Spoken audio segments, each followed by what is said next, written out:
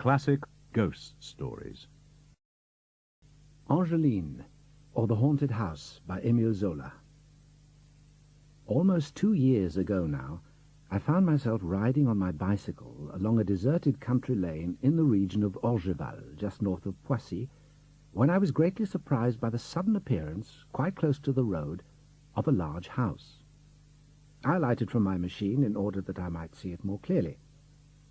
It stood there under the grey November sky, as the cold wind swept the fallen leaves, a brick-built house of no special character in the middle of a vast garden filled with elderly trees. But what made it unusual was the awful state of abandon in which it had been left. It must have been uninhabited for some 30 or 40 years. Through the course of many winters, bricks had worked loose from the cornices and by the window frames, allowing an invasion of moss and lichens. Below the front door, the stone steps, broken by the frosts and guarded by nettles and brambles, seemed to present a threshold to desolation and death. What once had been a flower bed was now scarcely recognizable under the rampant growth of weeds. Whole paths had been devoured by voracious plants. The shrubberies had reverted to the character of virgin forests.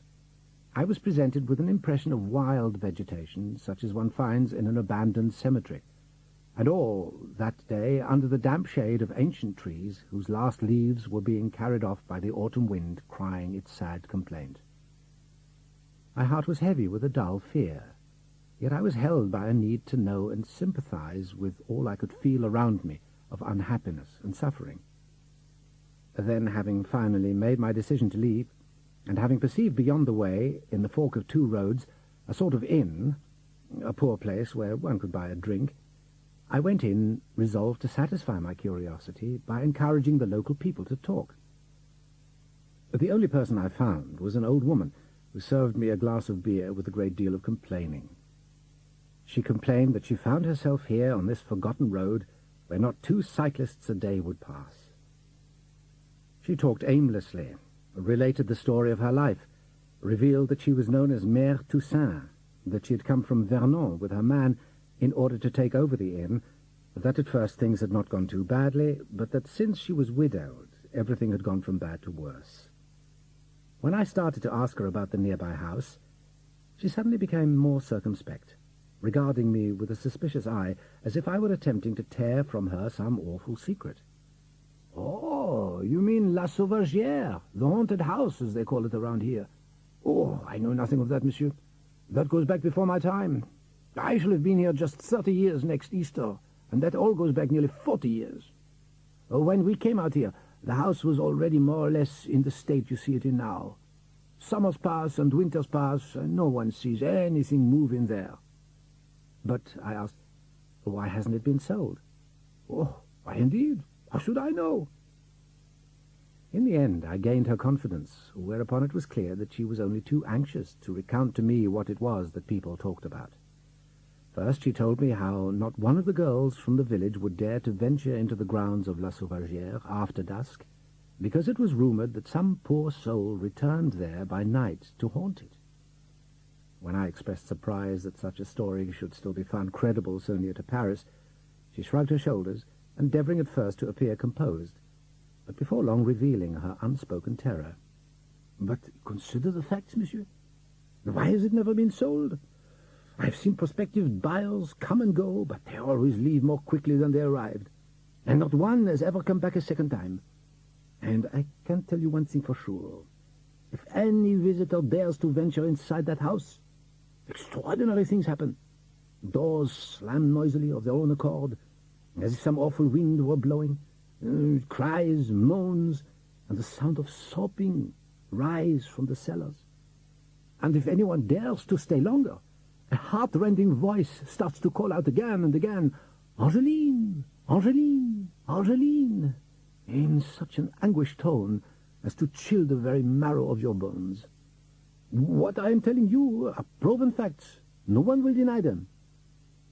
I assure you that my own emotions were beginning to stir, and a shiver ran down my spine. "But who is this Angeline?" "Oh, I can see, monsieur, that you're determined to know the whole story, though I must tell you again that I really know nothing myself." Nevertheless, she proceeded eventually to tell me everything, Some 40 years previously, in about 1858, just at the time when the victorious Second Empire was holding one celebration after another, Monsieur de G, who held a post at the Tuileries Palace, lost his wife. He had by her a daughter, some 10 years old, called Angeline, indescribably beautiful, and the living image of her mother. 2 years later, Monsieur de G married again, and his second wife was another renowned beauty, the widow of a general. Apparently, following this second marriage, a terrible jealousy grew up between Angeline and her stepmother, the one grief-stricken to see her mother already forgotten, her place in the family so quickly usurped by this outsider, the other obsessed to distraction by the idea of having constantly before her this living portrait of a woman she feared she could never cause to be forgotten. La Sauvagère belonged to the new Madame de G, and it was there, so the story went, that one evening, on seeing the father lovingly embrace his daughter, in her jealous rage she struck the little girl such a blow that the wretched child fell to the floor dead, her neck broken. The end of the story was gruesome. The distraught father consented to bury his daughter himself in one of the cellars of the house in order to save the murderess. The body of the child remained hidden there for years, while the story was put about that she had gone away to an aunt's. But then one day, the howling of a dog who was found feverishly scratching at the ground caused the crime to be discovered, although the scandal of the discovery was subsequently suppressed by the Tuileries authorities. Now, both Monsieur and Madame de G were dead, but Angeline still returned every night to answer the call of the pitiful voice which summoned her from the mysterious world beyond the darkness. "No one will deny what I have told you," concluded the old woman. "It is all as true as I'm standing here." Why should that story have become fixed in my mind until it became an agonizing obsession? The dead child haunted my thoughts. Sweet, tragic Angeline, summoned every night for 40 years by a voice whimpering among the empty rooms of the abandoned house. So, for the first 2 months of the winter, I set about doing some research. Obviously, if ever such a disappearance, such a dramatic happening, had been noised abroad, the newspapers of the time would surely have spoken of it. I searched through the collections in the National Library without success. There was not a line which could have been linked with such a story. Then I questioned people who might have known something at the time, employees of the Tuileries. None was able to give me a clear answer. All I obtained was contradictory information. I'd all but abandoned any hope of finding out the truth when one morning fate guided me onto a new track. Every 2 or 3 weeks, out of a feeling of comradeship, affection, and admiration, it was my habit to visit the elderly poet V, who died last April, aged 70. For many years his legs had been paralyzed, and he was restricted to an armchair in his little studio in the Rue Assas, the window of which looked out onto the Luxembourg Gardens. He was coming to the end of a life of dreaming. He'd lived by his imagination and created for himself a fabulous palace where, far from the real world, he had loved and suffered. It would be wrong to say that he never told the truth, but the fact is that he was forever inventing, with the result that one never quite knew where reality ended for him and where illusion began. Thus I found myself that day chatting with him by the window in his tiny room, warmed as always by a blazing fire. For some reason, I suddenly found myself telling him of La Sauvagère, and the story which still preoccupied me, the father's remarriage, the stepmother's evil jealousy of the little girl who was the living portrait of her mother, the clandestine burial in the cellar. "I used to know Monsieur G very well," he said slowly. "I knew his first wife, a divinely beautiful woman. I knew his second wife also, whose beauty was every bit as dazzling. I also knew Angeline. But things did not quite happen as you have said." I became very excited. Was it here, then, the unexpected truth I had despaired of ever knowing? At first I was only too ready to believe what he was about to tell me, and I replied, "Oh, my dear friend, what a service you will render me. At last my poor heart will be eased. Tell me quickly. I must know everything." But he was not listening to me. He was still gazing distractedly into the distance. When at last he spoke, it was as if in a dream, as if he had created the beings and the things he evoked for me. Angeline, by the age of 12, already possessed a woman's power to love, with all its capacity to feel joy and pain. It was she who became insanely jealous of her father's new wife, whom she saw daily in his arms. Every night she heard her mother calling her from the grave, and one night, determined to be reunited with her, no longer able to stand the pain, already dying from an excess of love, this little girl of 12 years thrust a knife into her heart. I cried out, "Good heavens, can that really be?" He went on without hearing me. "Imagine with what terror Monsieur and Madame de G discovered Angeline next morning in her bed, the knife plunged into her breast right up to the handle. They were due to leave for Italy the following day, and there was nobody left in the house other than an elderly maid who had brought up the child.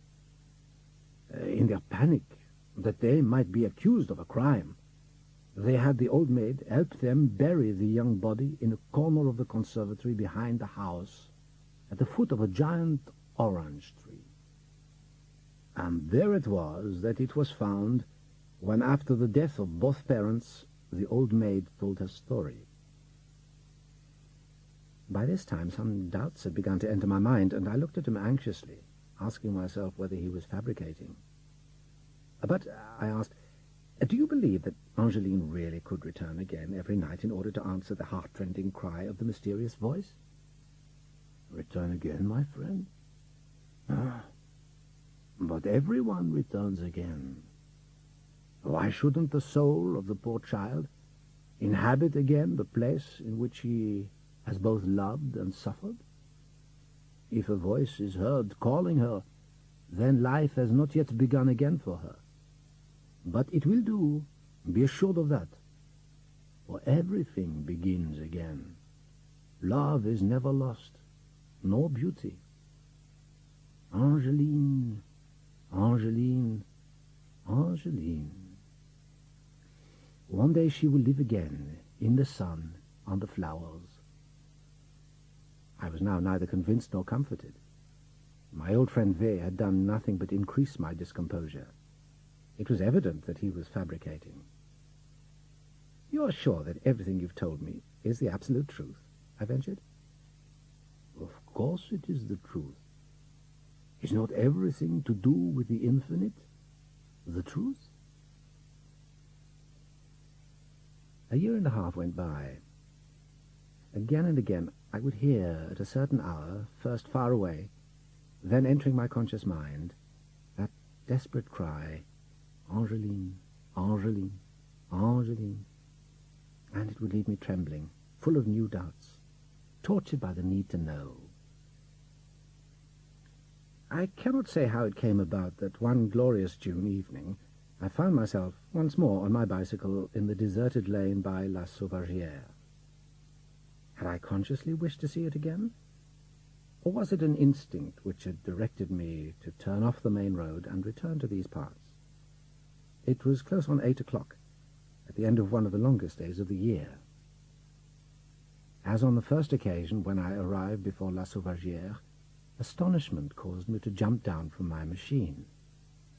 For a moment I hesitated. Was this the same place? A fine new gate shone in the light of the setting sun. The garden walls had been restored, and the house, which I could barely perceive behind the trees, seemed to me to have regained the joyful gaiety of youth. Was this then the promised resurrection? Had Angeline returned to life in answer to that distant voice? I was standing amazed in the roadway when Mère Toussaint appeared, bringing home her cow. "So they weren't afraid?" I asked, motioning towards the house. She recognized me. Ah, monsieur, there are those who would trample on God himself. The house was bought over a year ago. It was a painter that did it, the artist B. And you know what these artists will do? Whereupon she moved on with her cow, adding, Well, we shall just have to wait and see what happens. The painter B, that delicate, inventive artist who'd portrayed so many delightful Parisiennes.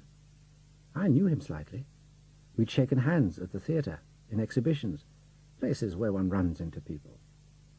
Suddenly I was overcome by an irresistible desire to beg him to tell me what he knew of the truth about this Sauvagère, whose mystery obsessed me. Without further thought, I wheeled my bicycle over to an old tree and rang at the door. There appeared a servant to whom I gave my card and who bade me wait a moment in the garden. My surprise increased when I looked around me. The facade of the house had been repaired. No more cracks, no dislodged bricks. The living-room windows were smiling behind their white lace curtains. The garden had been cleared of its nettles and brambles. The flower bed had reappeared like a gigantic scented bouquet. The ancient trees had acquired new youth in their peaceful old age. When the servant reappeared, he led me into a drawing-room, informing me that his master would be back before long. I was ready to wait for hours. I passed the time examining the room in which I found myself. Before long, it was almost completely dark. Seated in the shadows, I started to relive the whole tragic story. Had Angeline been murdered? Had she thrust a knife into her own heart? And I have to admit that in this haunted house, I felt fear.